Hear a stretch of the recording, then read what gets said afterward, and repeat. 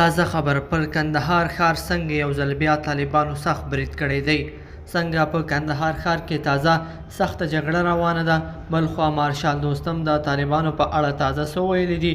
نور جزئیات ویډیو کې وګورئ او چینل سبسکرایب کړئ. السلام علیکم، ستړي مه شئ.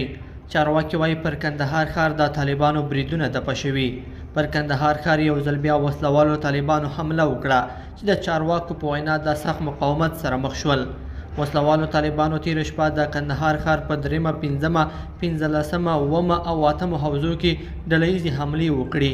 امنیتي چارواکي وایي د کندهار د امنیت قمندانۍ د امنیت آمر غورځنګ اپریدي په شمول امنیتي چارواکي د نورو ګډو ځواکونو سره د جنګ د مهارولو لپاره د جنګ په لومړۍ کرښه کې اوس جنګیږي.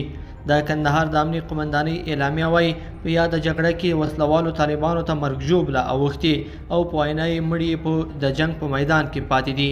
د کندهار امنیت قمندانۍ د کندهار ښار د امنیت په اړه د کندهار ولسونو ته ډاډ ورکړی دی. وسلوالو طالبانو بیا تر دې مهاله په دې اړه تازه څه نه دي ویلي. بلخوا د جمهوریت ریاست پخوانی مرستیال مارشال عبدالرشید دوستم وایي وسلوالو طالبانو له شمال څخه عبرت نه دی اخیستی. نوموړي نن چهارشنبه په بلخ ولایت کې خبریالانو ته ویلي چې طالبان څو ځله شمال ته راغلي خو په خبره یې په دام کې لوېدلي دي. مارشال دوستم زیاته کړه چې له شمال څخه راوتل اسانه نه دي او په خبره یې راغلي طالبان به هم د هغوی د نورو پخوانیو مطالب مشرانو په برخلیک اخته شي. هغه وویل چې د تخار، جوزجان او پنجاب له اړخونو څخه به پر طالبانو عملیات پیل کړي او په خبره یې ټول خلک به یې پر وړاندې ودرېږي. دا په داسې حال کې ده چې د طالبانو د مارشال عبدالرشید دوستم د اوسېدو ځای د جوزجان ولایت مرکز شبرغان هم نیولی دی. مارشال عبدالرشید دوستم تېره شپه له خپلو پلویانو سره له کابل څخه بلخ ولایت ته تللی دی.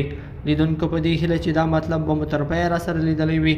که مو دغه ویډیو خوښه شوې ویډیو لایک کړئ او چینل سبسکرایب کړئ. تر بلې ویډیو پورې ښه وخت.